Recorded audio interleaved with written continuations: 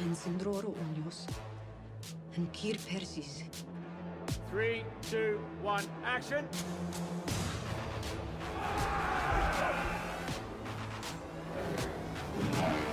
Wide, please. Sound.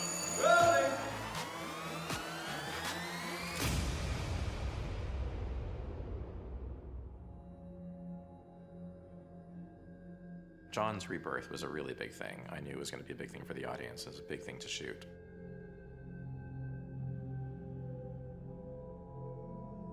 It's not a fait accompli before we start with it. It's Davos going in and persuading or requesting that Melisandre try and do something. There's certainly nothing to lose at this point, and if it doesn't work, then it doesn't work. I think for Melisandre's part, if she could do this thing, it would somehow serve as some small justification for all the horror that she's precipitated. I don't think Melisandre thinks she can do anything. She's completely defeated. She's completely lost it. She's completely confused. And to see her hit rock bottom and to really have her big crisis of faith that maybe she's not favored by the Lord of Light. She only has the powers that he grants her. You know, you think when Melisandre comes in, okay, well, she's going to do it, and that's going to be the end of it. But, you know, she comes in, she does it, and she fails, and we think that she's failed. And then everybody leaves the room, and then the moment happens, and we see that, in fact, she hasn't failed. So I think that surprise is really great. For me as a filmmaker, building that in, that tension, anticipation, feeling of failure that's not going to work, and then, oh, it did work. All of that, how to build that, was very interesting to me. So, Kit, Yeah. do another one a little smaller. A little smaller. Okay. Yeah, same vibe, but Yeah. great. You know, we tried a few different things. I mean, it was always my feeling that, you know, coming back to life, it should be like he's taking this huge breath. It's almost like coming up from underwater. The thing it's most reminiscent of is birth, and the reaction of a infant upon being born is not, you know, smiles and laughter. It's screaming and bawling and what is this place? I was so warm and comfortable and everything was peaceful, and now you've pulled me into the cold, bright world, and now who knows what's going to happen.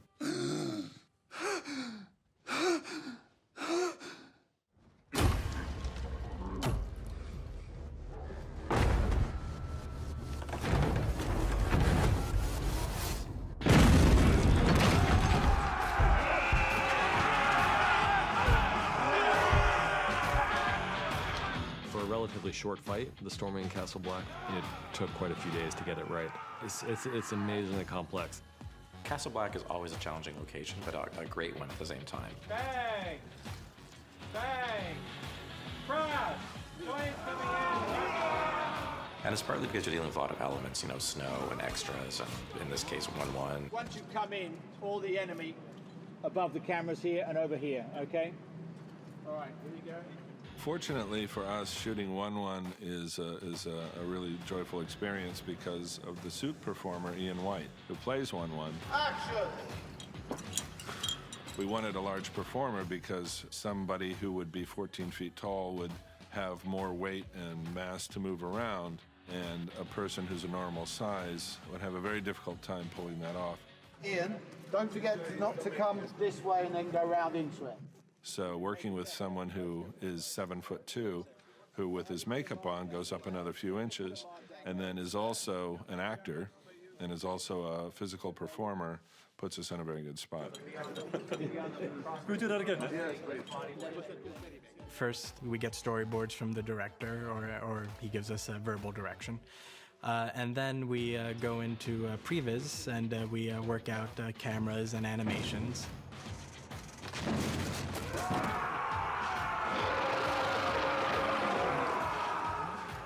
Then we show it to the director, he gives us notes on it. Then we show it to Dan and David, and they give us notes on it.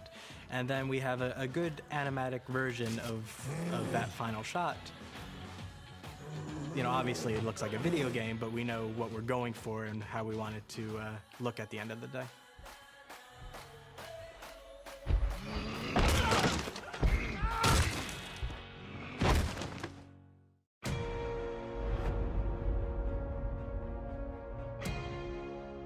Probably my favourite scene of the season this year for me has been the aging of Melisandre.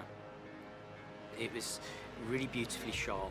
We had Coulisses and her prosthetic makeup who they would shoot her performance, but then they would shoot it with her double Sheila, who was this elderly lady who would do exactly the same motions as Coulisses. And we're also seeing her facing the reality of who and what she really is, which is somebody who is not young and beautiful, but somebody who's been here for a very, very long time. Her appearance is a lie, just as the Lord of Light's supposed promises to her and messages to her were lies, or at least not what she thought they were.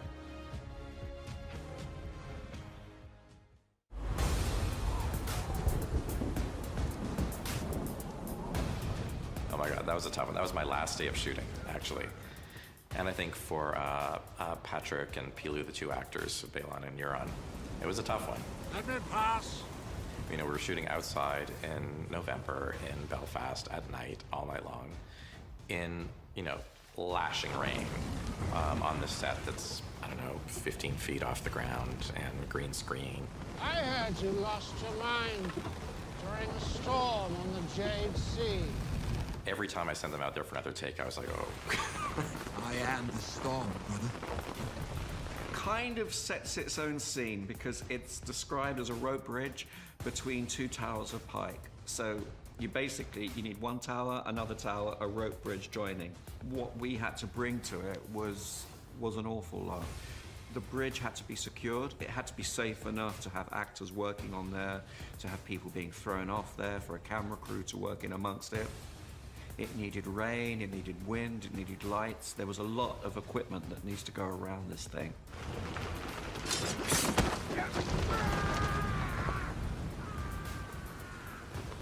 You know, it's a really great scene. I think they knew it was going to be a great scene, so they were excited about that. But yeah, it was challenging.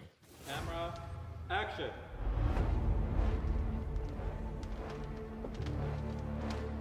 Seeing a dragon for the first time, he's always thought that they were just legend.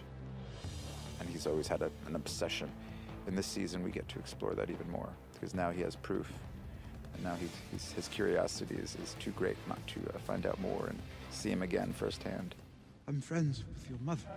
Well, Dragon Daycare was a little daunting because last season we were in Croatia and we were shooting in this amazing location, the Diocletian Palace in Split.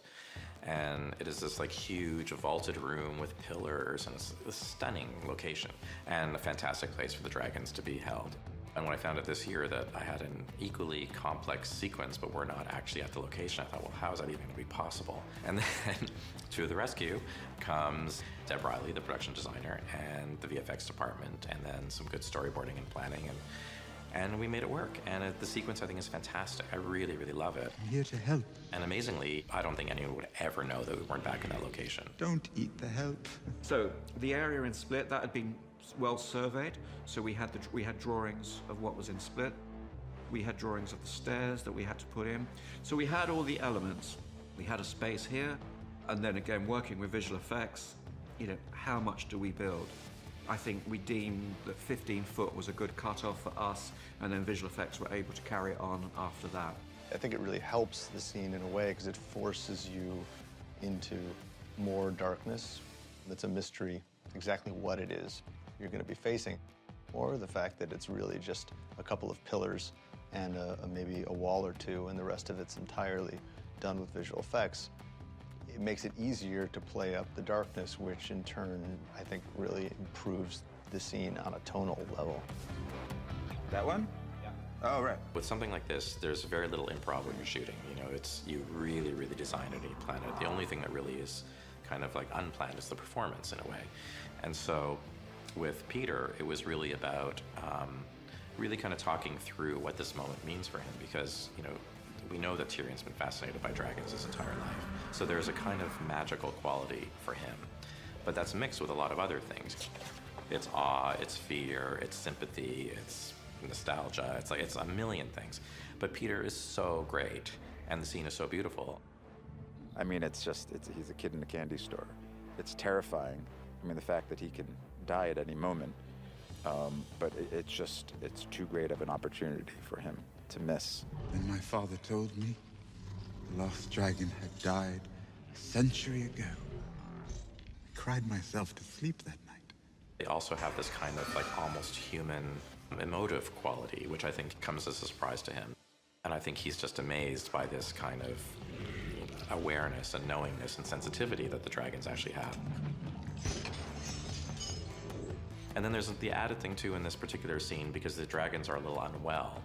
And so there's a kind of pathos in this whole situation. There's a beautiful, incredible beast, potentially incredibly powerful, but they are now diminished because they've been held in captivity and haven't been treated properly.